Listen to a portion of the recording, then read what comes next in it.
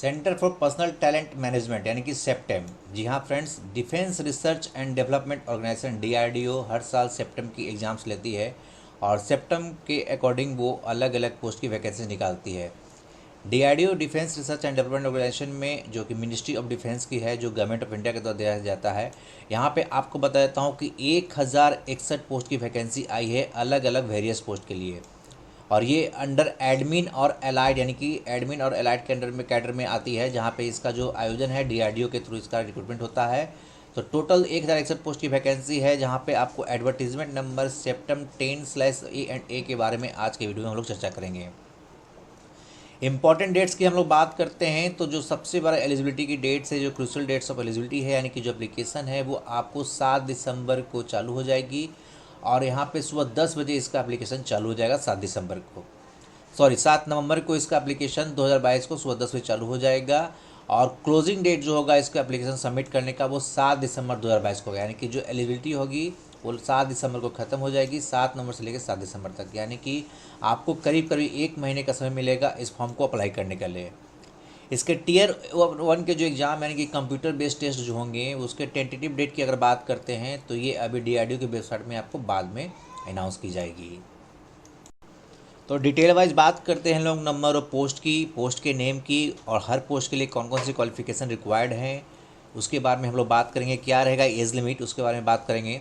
तो सबसे पहले यहाँ पे आ रहा है आपको पोस्ट कोड जिसका है 0301 और यहाँ पे लेवल की बात करते हैं तो यहाँ पर ₹35,400 से लेकर के 1,12,400 की पे स्केल है और ये जो पे मैट्रिक्स है वो आपका 7 CPC के अकॉर्डिंग है। और यहाँ पे बात करता हूँ जो पोस्ट का नाम है वो है जूनियर ट्रांसलेशन ऑफिसर यानी कि JTO।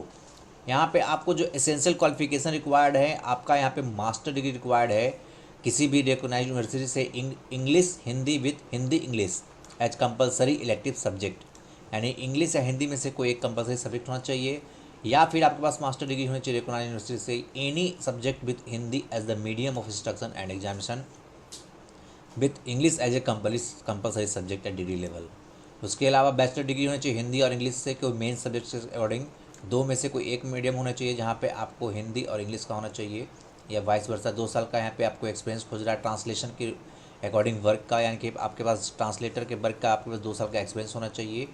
और यहाँ पे डेट एज की बात कर लेते हैं तो आपका जो एज है नॉट एक्सीडिंग 30 ईयर्स यानी कि 30 साल से ऊपर का नहीं होना चाहिए।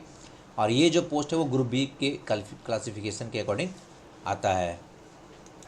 सेम सैलरी के अकॉर्डिंग यहाँ पे दूसरा पोस्ट कोड है 0401 जहाँ पे आपको स्टेनोग्राफर ग्रेड 1 इंग्लिश टाइपिंग का एक पोस्ट है और यहाँ पे किसी भी यूनिवर्सिटी से अगर आप बैचलर हैं तो अप्लाई कर सकते हैं। साथ ही साथ आपका स्किल टेस्ट की बात करते हैं तो यहाँ पे आपका डिक्टेशन 10 मिनट्स का 100 पर वर्ड्स होना चाहिए।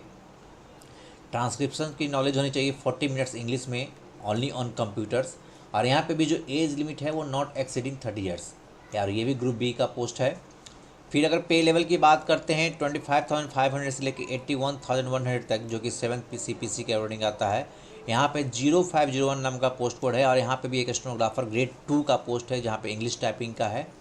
यहाँ पे आपकी जो क्वालिफिकेशन रिक्वायर्ड है वो 12th क्लास पास होनी चाहिए किसी भी बोर्ड या यूनिवर्सिटी से। और स्किल टेस्ट की बात करते हैं तो डिक्टेशन 10 मिनट का होना चाहिए 80 वर्ड पर मिनट। ट्रांसक्रिप्शन होनी चाहिए 50 मिनट्स इंग्लिश में only on computers. Age limit की बात करते हैं तो यहाँ पे आपका एज 18 से 27 साल के बीच में होना चाहिए और ये ग्रुप C का पोस्ट है। यहाँ पे आपको स्टेनोग्राफर ग्रेड 2 इंग्लिश टाइपिंग का। पे लेवल 2 पे अगर हम लोग आ जाते हैं जहाँ पे 19,900 से लेकर के 63,200 रुपये का पे आपको मिलेगा 7 CPC पेमेंट इसके अकॉर्डिंग। यहाँ पे पोस्ट कोड का नाम है 0601 और पोस्ट का नाम है administrative assistant A English typing. यहाँ पे भी अगर रिक्रूटमेंट की बात करते हैं तो यहाँ पे आपका 12th क्लास पास होना चाहिए किसी भी बोर्ड या यूनिवर्सिटी से।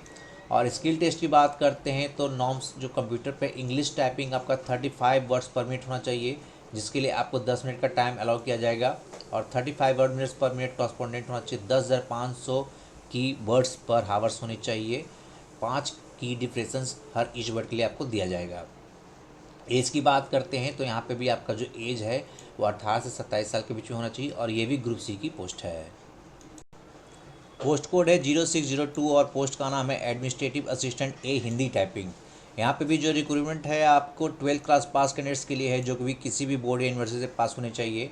और स्किल टेस्ट की बात करते हैं जो कि कंप्यूटर पे आपका होगा, Hindi typing at 30 words per minute का होना चाहिए, जिसके लिए आपको 10 मिनट का टाइम अलॉट किया जाएगा। 30 words per minute correspondent to 9000 kdph on average of 5 key depression for each word. और यहाँ पर भी एज की अगर बात करते हैं तो आपको 18 से 27 साल के बीच में आपका एज होना चाहिए, और ये भी एक ग्रुप सी की पोस्ट है। फिर पोस्ट कोड आता है 0701, जहाँ पे स्टोर असिस्टेंट ए इंग्लिश टाइपिंग का पोस्ट है। 12th क्लास के लोग अप्लाई कर सकते हैं यहाँ पे। और यहाँ पे कंप्यूटर पे जो आपका स्किल टेस्ट का नॉर्म्स होगा वो English typing 35 words per minute होगा, और 35 words per minute correspondent to 10,500 kdph on an average of 5 key depressions for each word, जिसके लिए आपके पास 10 मिनट का समय दिया जाएगा। एज की बात करते हैं तो यहाँ पे भी 18 से 27 साल के बीच में के लोग अप्लाई कर सकते हैं, और ये भी एक ग्रुप सी का पोस्ट है। पोस्ट कोड है 0702, स्टोर असिस्टेंट ए हिंदी टाइपिंग। यहाँ भी 12 क्लास का पास लोग अप्लाई कर सकते हैं। और स्किल टेस्ट नॉर्म्स कंप्यूटर की बात करते हैं तो हिंदी टाइपिंग के लोगों के लिए है जो 30 वर्ड्स पर मिनट होगी, और 30 words per minute correspondent to 9000 kdph on an average of 5 key depressions for each word. Time इसके लिए भी आपको 10 मिनट का दिया जाएगा। और एज की बात करते हैं तो 18 से 27 साल के यहाँ पे भी लोग अप्लाई कर सकते हैं, और ये भी एक ग्रुप सी का ही पोस्ट है।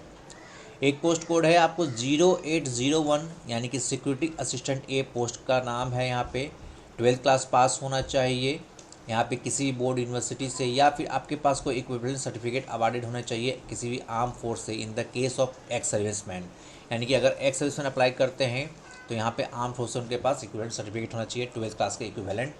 और यहाँ पे आपका जो फिजिकल फिटनेस टेस्ट देखा जाएगा, और देखा जाएगा कि आप capability to undertake steno duties, यानी कि करी ड्यूटी को आप कर सकते हैं कि नहीं, उसके लिए आपका फिजिकल टेस्ट यहाँ पे लिया जाएगा। और यहाँ पे भी जो एज है वहाँ पे बिटवीन 18 से 27 साल के बीच में होना चाहिए, और ये भी एक ग्रुप सी का ही पोस्ट है। एक पोस्ट आ रहा है आपको 0901, जो कि है पोस्ट का नाम है व्हीकल ऑपरेटर ए, और यहाँ पे 10 पास क्लास के लोग अप्लाई कर सकते हैं उसके लिए। और इसके लिए जो रिक्वायरमेंट है, आपके पास 2 से 3 साल के 2 से 3 व्हीलर्स और लाइट हेवी व्हीकल्स का आपके पास वैलिड ड्राइविंग लाइसेंस होना चाहिए, आपके पास मोटर मैकेनिज्म का नॉलेज होना चाहिए, और साथ ही साथ आपके पास एक्सपीरियंस होना चाहिए driving A motor car for at least 3 years, यानी 3 साल कम से कम आपके पास ड्राइविंग करने का होना चाहिए। और यहाँ पे भी आपका एज जो है 27 से ज़्यादा एक्सीड नहीं करना चाहिए, और ये भी एक ग्रुप सी का ही पोस्ट है। पोस्ट कोड है 1001, जहाँ पे पोस्ट का नाम है फायर इंजन ड्राइवर ए, और यहाँ पे भी 10th क्लास पास लोग अप्लाई कर सकते हैं। और यहाँ पे भी आपका रिक्रूटमेंट की बात करते हैं तो position of a valid driving licence for 2 और 3 wheelers and light and heavy vehicles, यानी 2 और 3 व्हीलर्स और लाइट एंड हेवी व्हीकल्स का आपके पास वैलिड ड्राइविंग लाइसेंस होना चाहिए। आपके पास नॉलेज होना चाहिए ट्रैफिक रेगुलेशंस का, और साथ ही साथ फिजिकल फिटनेस भी होनी चाहिए करी ड्यूटी के लिए। आपको बता देता हूँ, यहाँ पे भी एज की बात करते हैं तो 18 से 27 साल के बीच में होगा, और ये भी एक ग्रुप सी का ही पोस्ट है। एक पोस्ट है आपको फायरमैन का, जहाँ पे पोस्ट कोड का नाम है 1101, और यहाँ पे आपका 10th क्लास पास होना चाहिए अंडर 12th सिस्टम किसी भी सेकेंडरी स्कूल सर्टिफिकेट के अकॉर्डिंग। और आपका यहाँ पे भी फिजिकल फिटनेस लिया जाएगा कठिन ड्यूटी को करने के लिए। और यहाँ पे जो भी एज है 18 से 27 साल के बीच में होगा, और ये भी एक ग्रुप सी का ही पोस्ट है।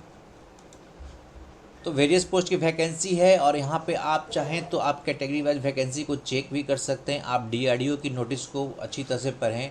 यहाँ पे आप देखेंगे कि पोस्ट कोड और पोस्ट नेम के अकॉर्डिंग हर जो पोस्ट नंबर ऑफ़ वैकेंसीज़ है कैटेगरी वाइज आपको यहाँ पे मिल जाएगी, कौन सी कैटेगरी में कितने नंबर ऑफ़ सीट्स हैं, यहाँ पे टोटल सीट्स कितने हैं, जिसकी जानकारी आप नोटिफिकेशन को पूरी पढ़ के ले सकते हैं। यहाँ पे आपको पूरा डिटेल मिल जाएगा। PDF में आप पाएंगे आप मोड और टाइप ऑफ एग्जामिनेशन, जो आपको क्वेश्चंस आएंगे, आपके किस तरह से सिलेक्शन होंगे, उसके बारे में भी जानकारी दी गई है। आप Tier 1 की बात करते हैं, जहाँ पे आपको कंप्यूटर बेस्ड प्रोविजनल सिलेक्शन जो होंगे, वहाँ पे पोस्ट कोड 0301 के लिए आपको 40 क्वेश्चंस होंगे जनरल हिंदी के, और 40 क्वेश्चंस होंगे जनरल इंग्लिश के, जिसके लिए आपको मैक्सिमम 80 मार्क्स दिया गया है, और इसके लिए आपको 1 घंटे का समय दिया जाएगा। वहीं पर बात करते हैं पोस्ट कोड 0401, 0501, 0601, 0602, 701 and 702, 0801, 901, 1001 एंड 1101। इन सब में आपको 75 क्वेश्चंस होंगे क्वांटिटिव एप्टीट्यूड के, रीजनिंग के, एबिलिटी के, जनरल अवेयरनेस के और जनरल इंग्लिश के, और इसके लिए भी आपको मैक्सिमम 75 मार्क्स दिए जाएंगे, और इसके लिए भी आपको 1 घंटे का समय दिया जाएगा। स्किल फिजिकल फिटनेस टेस्ट की जहाँ तक बात करते हैं, वहाँ पे जो ऑल सारे पोस्ट में होंगे 301 पोस्ट कोड को छोड़ करके सारे पोस्ट कोड के लिए आपको स्किल टेस्ट होंगे, फिजिकल टेस्ट होंगे। और यहाँ पे ये मैंडेटरी है कि जितने भी शॉर्टलिस्टेड कैंडिडेट होंगे वो स्किल टेस्ट में पास हो और फिजिकल टेस्ट में पास हो तो ही उनका सिलेक्शन हो पाएगा। डिस्क्रिप्टिव टेस्ट की बात करते हैं जो कि Tier 2 के एग्जाम्स में हो गए, जहाँ पे पोस्ट कोड 0301 के लिए डिस्क्रिप्टिव टेस्ट होंगे और जो कि ट्रांसलेशन और ऐसे होंगे जो होंगे 200 मार्क्स के, और इसके लिए आपको 2 घंटे का समय दिया जाएगा। इस एप्लीकेशन को अप्लाई करने के लिए आपको जनरल OBC कैंडिडेट्स को 100 रुपये का पेमेंट करना होगा। और वहीं बात करते हैं फीमेल कैंडिडेट की और SC ST कैंडिडेट के लिए और PWD कैंडिडेट्स के, तो उनको फ़ीस से एग्जेम्प्टेड किया गया है, यानी कि उनको कोई भी तरह का फ़ीस यहाँ पे नहीं करना है। बहुत ही अच्छी वैकेंसी है। जो भी कैंडिडेट इसको अप्लाई करना चाहते हैं वो एक बार इसके एडवर्टीजमेंट को पूरी तरह से अच्छी तरह से पढ़ लें, समझ लें और अपनी योग्यता को जांचते हुए इस किसी भी पोस्ट के लिए जिसके लिए वे आप एलिजिबल होते हो आप उसके लिए अप्लाई करें। एप्लीकेशन है जो सिर्फ और सिर्फ ऑनलाइन एप्लीकेशन इनवाइटेड किया गया है, यानी कि सिर्फ ऑनलाइन मोड से ही आप अप्लाई कर सकते हैं, किसी और अदर मोड से अप्लाई नहीं कर सकते हैं, जो कि आप DRDO के वेबसाइट पर जाकर के इसको कर सकते हैं। तो उम्मीद करते होंगे फ्रेंड्स आपको हमारी ये वीडियो अच्छी लगी होगी, तो जाते जाते वीडियो को जो लाइक कीजिएगा और फ्रेंड्स के साथ जो शेयर कीजिएगा। Thanks for watching.